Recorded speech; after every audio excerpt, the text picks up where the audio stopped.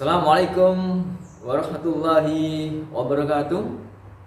Semangat pagi pemirsa sekalian. Pada kesempatan kali ini saya akan menjelaskan materi tentang rumus jumlah dan selisih trigonometri. Pada kesempatan kali ini saya mengambil satu indikator pencapaian kompetensi, yaitu paket rumus jumlah dan selisih trigonometri bagian yang pertama. Dalam bahasan ini ada 3 poin yang akan saya sampaikan. Yang pertama adalah rumus jumlah dan selisih untuk kosinus. Kemudian yang kedua adalah rumus jumlah dan selisih untuk sinus.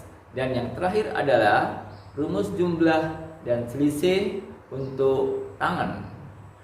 Baik, pemirsa sekalian, materi ini adalah materi pada mata pelajaran matematika peminatan kelas 11 MIPA. Kita masuk pada bahasan yang pertama. Bahasanya dalam rumus jumlah dan selisih ini, saat kita membicarakan tentang trigonometri, pasti ada 3 yang muncul, yaitu ada kosinus, kemudian ada sinus, dan tangan. Baik, berikutnya saya akan memberi sebuah penegasan konsep bagaimana sebuah rumusan diterapkan ke aplikasinya dan tidak ada konsep yang salah. Perhatikan tampilan di layar berikut. Misalkan saya mempunyai sebuah pernyataan seperti ini. Cos 90 derajat nilainya berapa? Nah, seperti itu. Maka kalau kita kerjakan seperti ini, yang tampil di layar ini, kita uraikan misalkan cos 90 derajat sama dengan cos 90-nya kita rubah menjadi 60 plus 30. Kemudian kita lanjutkan dengan mengerjakan menjadi sama dengan cos 60 ditambah cos 30. Nah, apakah ini benar? Nah, kita lihat hasil berikutnya. Nah, kita dapatkan bahwasannya cos 60 itu hasilnya setengah. Kemudian ditambah dengan cos 30 itu hasilnya setengah akar 3. Maka tentu saja ini kalau dijumlahkan tidak mungkin sama dengan 0. Padahal kita tahu bahwasanya cos 90 itu hasilnya adalah 0. Dengan demikian saya tegaskan dalam pernyataan ini bahwasanya berarti cos 60 tambah 30 itu tidak sama dengan cos 60 tambah cos 30. Terbukti di pernyataan yang atas atau persamaan yang di atas bahwasanya cos 90 tidak sama dengan 0 kalau menggunakan rumus yang seperti tadi.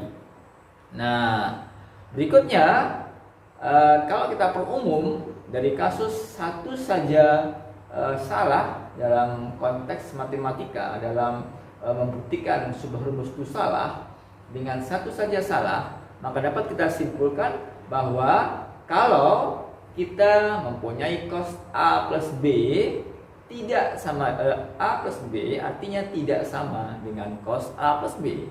Terbukti dari pernyataan-pernyataan di atas. Nah, berikutnya seperti apakah yang benar rumusnya? Perhatikan penjelasan berikut. Nah, saya berikan rumusnya bahwasanya cos A plus B itu rumusnya adalah cos A kali cos B min sin A kali sin B.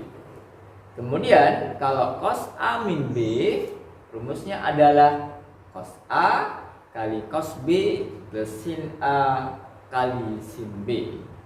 Untuk pembuktiannya silahkan pemirsa di rumah dibuktikan, dicari referensi, dan sudah banyak didapatkan dari YouTube, kemudian atau browsing dari Google. Insya Allah tidak akan kesulitan untuk membuktikan rumus ini. Dalam hal ini saya hanya memberikan rumusnya dan bagaimana mengaplikasikan rumus ini dalam suatu soal.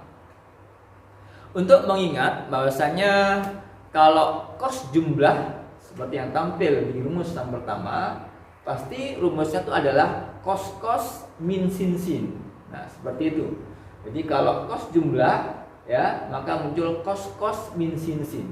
Nah, sedangkan kalau kos selisih atau kos A min B, rumusnya adalah kos plus sin. Jadi kalau plus rumusnya min ya, kemudian kalau min rumusnya plus. Baik, sekarang kita lihat seperti apa contoh penggunaannya. Saya berikan 2 soal pada kesempatan ini.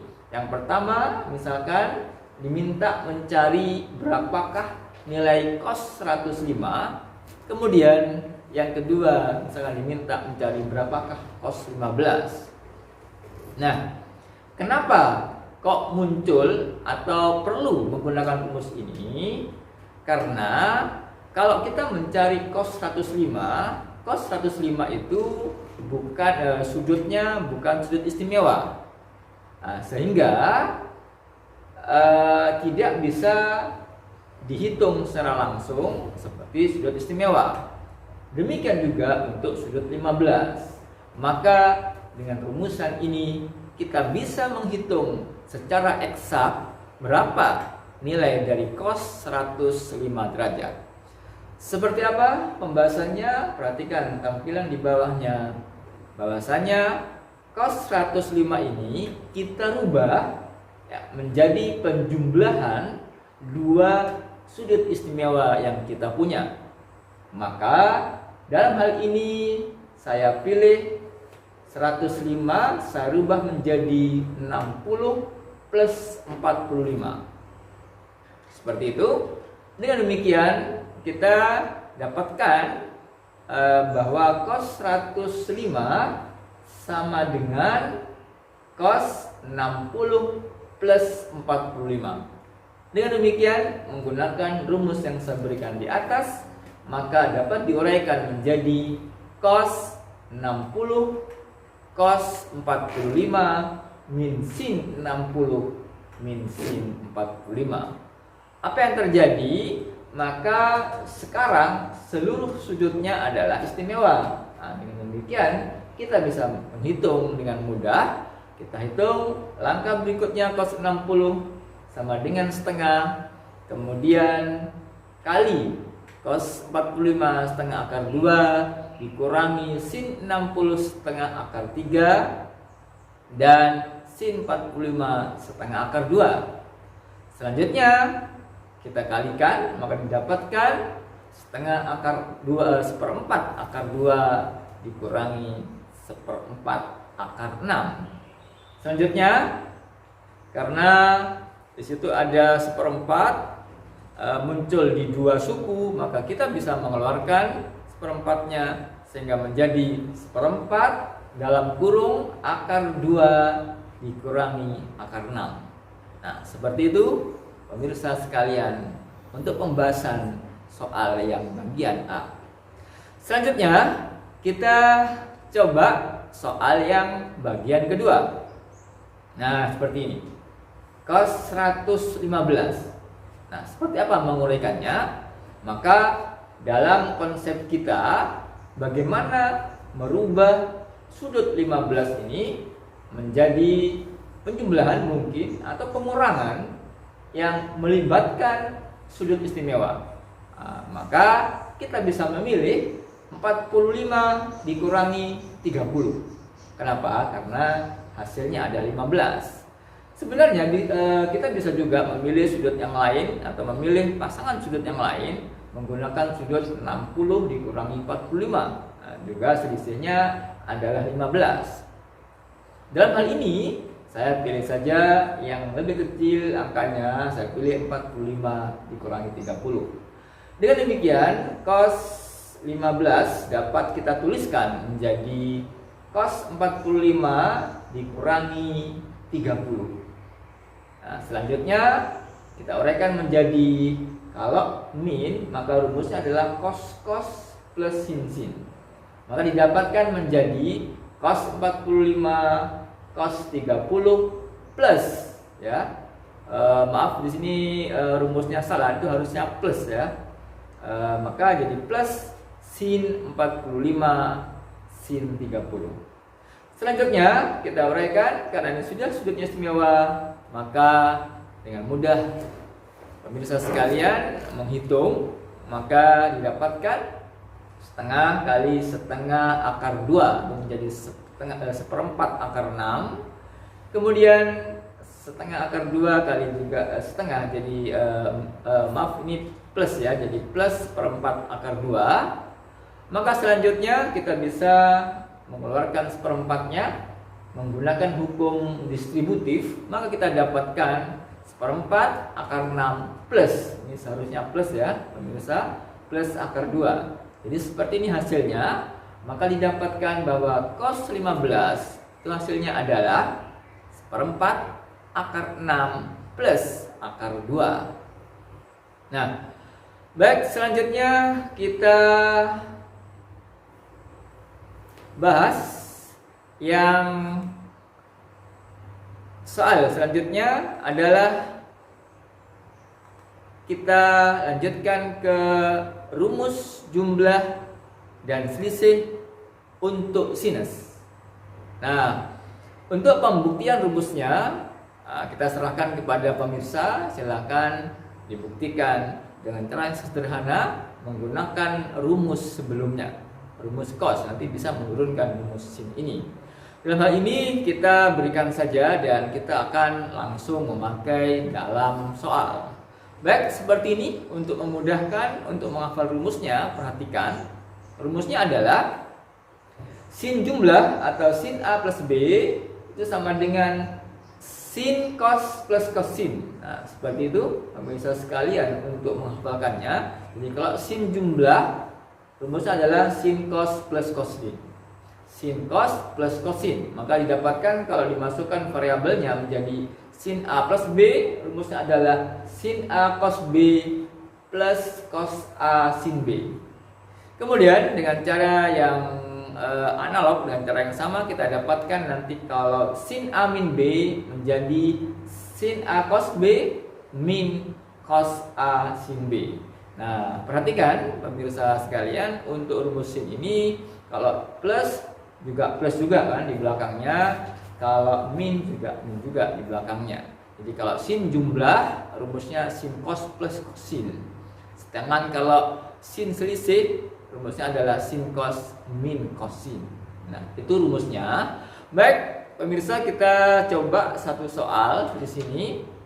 Saya coba berikan soal yang bervariasi, jadi biar nanti referensi untuk soalnya lebih banyak, sehingga pembahasan di sini bisa pemirsa gunakan untuk soal-soal yang sejenis atau dengan logika yang sama.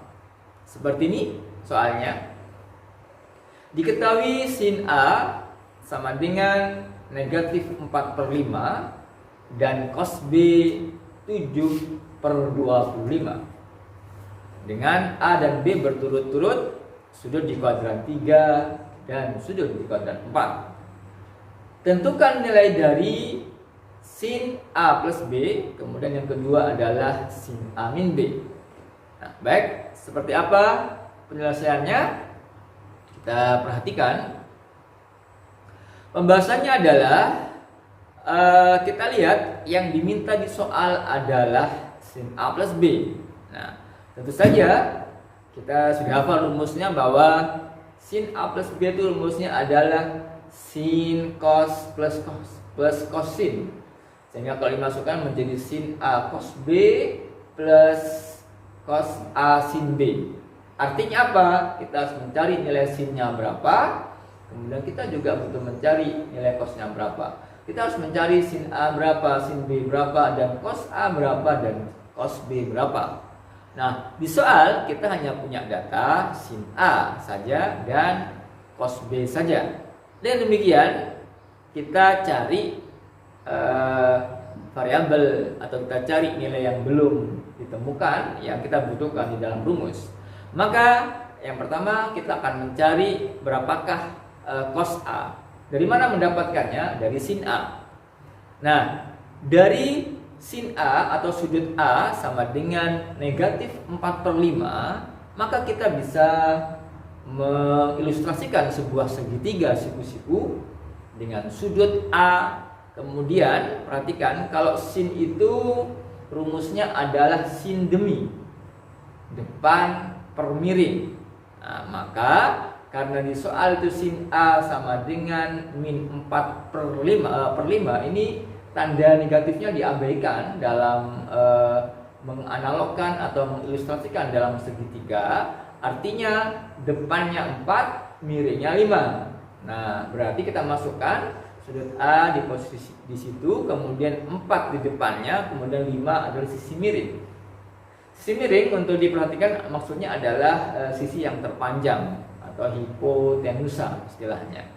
Dengan demikian kita dapat dengan mudah mencari berapakah sisi sampingnya. Nah, dengan menggunakan Pythagoras atau cukup kita hafalkan menggunakan rumus triple Pythagoras. Jadi kalau ada sisi salah satu siku-siku segitiga siku-siku 4, kemudian sisi miringnya 5, tentu saja menggunakan triple Pythagoras, panjang sisi siku-siku yang lain pasti 3, pasangannya 3, 4, 5. Oke, dengan demikian sisi sampingnya adalah 3. Dengan demikian kita dapat merumuskan berapakah nilai cos A, itu yang akan kita cari. Dan kita ketahui bersama bahwasanya kalau cos itu rumusnya adalah cosami, artinya cos itu samping per miring. Nah, dengan demikian cos A adalah 3/5. Nah, tapi hati-hati. Nah, dalam hal ini kita perhatikan A adalah sudut di kuadran 3 dan nilai cos di kuadran 3 adalah negatif. Dengan demikian kita dapatkan cos A sama dengan negatif 3/5. Seperti itu pemirsa sekalian. Selanjutnya dari soal diketahui bahwa cos B-nya 7/25. Maka dengan cara yang sama kita ilustrasikan sebuah segitiga siku-siku dengan sudut B. Kemudian cos itu rumusnya adalah sami, samping miring. Berarti dalam hal ini sampingnya 7, kemudian miringnya 25. Ini cukup menggunakan triple Pythagoras saja, yaitu pasangannya adalah 7, 24, 25. Dengan demikian sisi yang depan adalah 24 menggunakan triple Pythagoras. Baik, selanjutnya kita dapat merumuskan berapakah nilai sin B-nya. Nah, sin B rumusnya adalah sin demi depan miring, maka depannya 24, miringnya 25. Dengan demikian sin B adalah 24/25. Tapi diperhatikan dengan baik bahwasanya dalam hal ini B adalah sudut di kuadran 4. Nah, dengan demikian apabila sin di kuadran 4 hasilnya adalah negatif, maka nilai akhir dari sin B-nya adalah negatif 24/25. Nah, seperti itu pemirsa sekalian untuk mendapatkan nilai-nilai yang belum diketahui. Dengan demikian kita sudah mendapatkan nilai sin A dan cos A. Selanjutnya kita juga sudah mendapatkan nilai cos B dan sin B. Dengan demikian kita masukkan ke rumus sin A plus B, yaitu sin A cos B plus cos A sin B. Kita masukkan nilainya menjadi min 4/5 kali 7/25 tambah ya min 3/5 kali min 24/25. Perhatikan ya, cos A-nya adalah min 3/5, kemudian sin B-nya adalah min 24/25. Selanjutnya tinggal dihitung ya, maka didapatkan min 28/125 ya ditambah 72 per 125. Nah, seperti itu. Berikutnya tinggal kita jumlahkan saja, maka hasil akhirnya adalah 44 per 125. Nah, demikian untuk soal yang pertama. Selanjutnya, perhatikan soal berikutnya. Baik, kita lanjutkan ke soal yang kedua. Adalah diminta di soal itu adalah sin A min B. Nah, maka rumusnya adalah sin cos min cos sin. Berarti sin A cos B min cos A sin B. Kita masukkan dengan cara yang sama. Nilainya bahwa sin A nya min 4 per 5 kali 7 per 25. Kemudian min ya rumusnya. Kemudian min 3 per 5 kali min 24 per 25. Selanjutnya kita tinggal menghitung.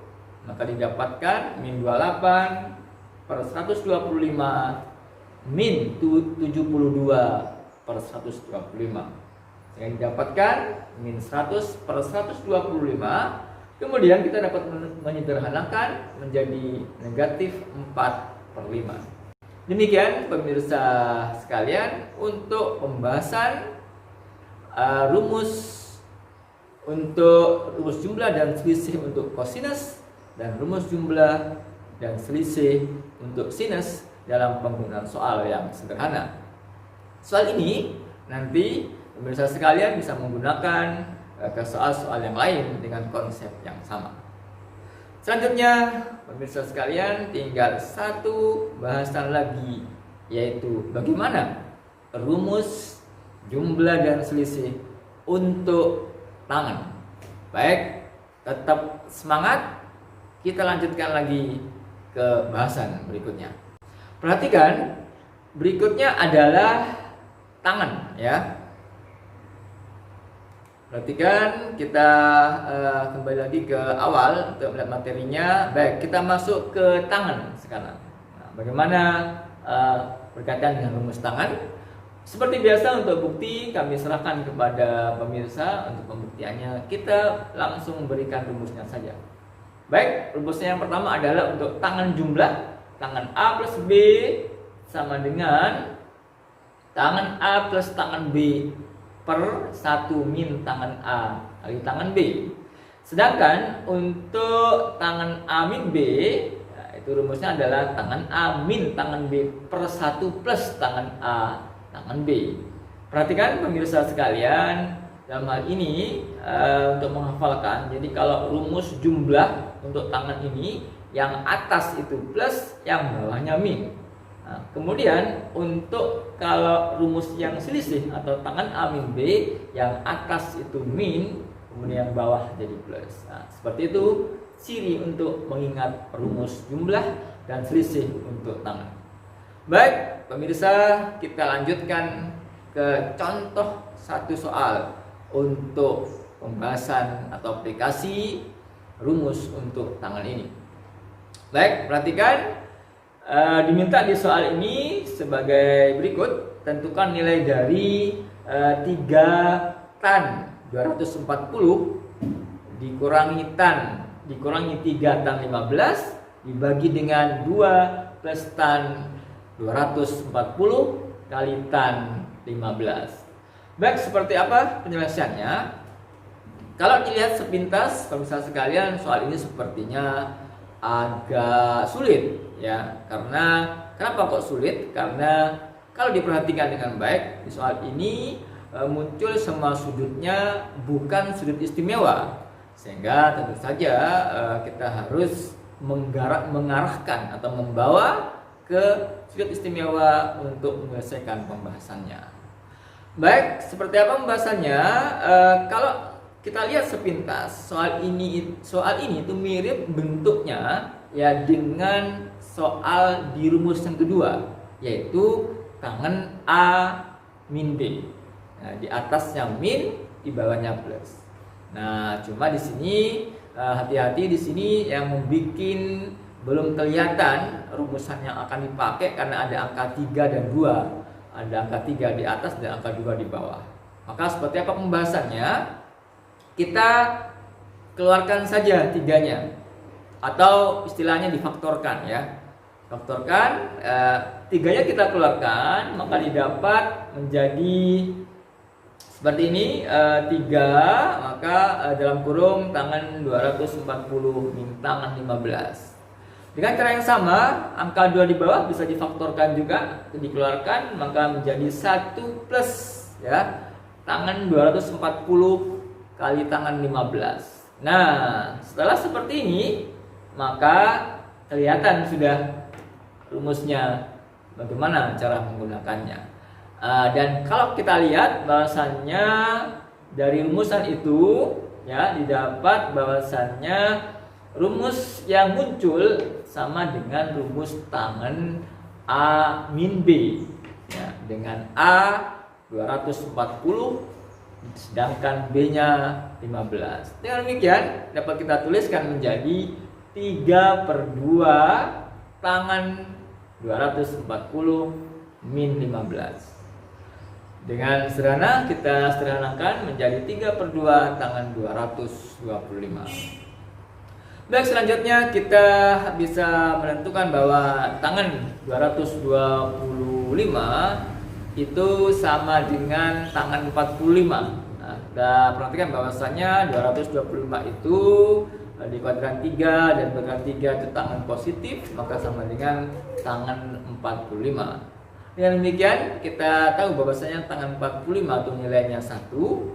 Nah, maka didapat hasilnya adalah 3/2. Seperti itu pemirsa sekalian untuk pembahasan tentang satu contoh penggunaan soal untuk tangan. Baik, selanjutnya kita coba satu soal sebagai soal pamungkas untuk penggunaan rumus tangan ini. Baik, soalnya seperti apa? Perhatikan tampilan nilai ya, bahwasannya bagaimana kalau seperti ini. Jadi jika 1 plus tangan A kali 1 plus tangan B sama dengan 2, tentukan nilai dari tangan A plus B. Nah, seperti apakah pembahasannya? Nah, perhatikan dengan baik. Maka kalau kita cermati, kita bisa menguraikan bentuk perkalian ini menjadi tinggal dikalikan. Kita uraikan menggunakan sifat distributif. Kita kalikan biasa 1 kali 1 1, kemudian 1 kali tangan B tangan B, kemudian tangan A kali 1 tangan A, dan tangan A kali tangan B sama dengan 2. Nah, seperti yang sudah ada pada baris yang kedua. Selanjutnya tangan A nya dibiarkan di sebelah kiri, juga tangan B nya dibiarkan di sebelah kiri. Kemudian 2 dikurangi 1, jadi satunya pindah ke ruas kanan, sehingga jadi 2 dikurangi 1 menjadi 1. Kemudian yang tangan A kali tangan B nya saya pindah ke ruas kanan, sehingga menjadi min tangan A tangan B. Kemudian berikutnya saya bagi semua dengan, atau boleh pindah ruas, atau boleh dibagi dengan 1 min tangan A tangan B semuanya, maka didapat tangan A plus tangan B per gitu ya, atau dibagi dengan 1 min tangan A kali tangan B sama dengan 1.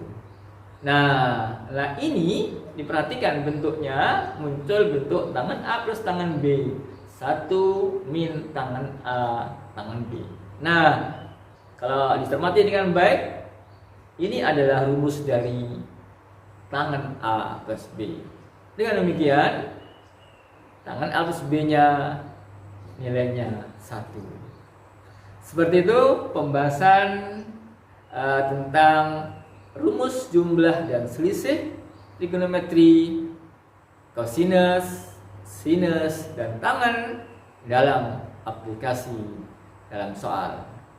Seperti itu pemirsa sekalian, sebagai rangkuman dari kami bahwasannya pada pembahasan ini kita sudah belajar bagaimana penggunaan rumus jumlah dan selisih kosinus, kemudian rumus jumlah dan selisih sinus, kemudian yang terakhir adalah rumus jumlah dan selisih tangan.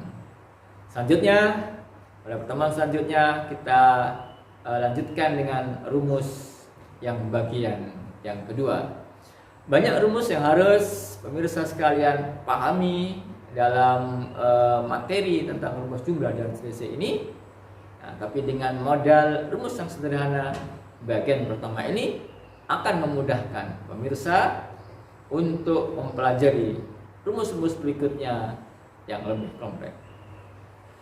Demikian materi yang dapat saya sampaikan.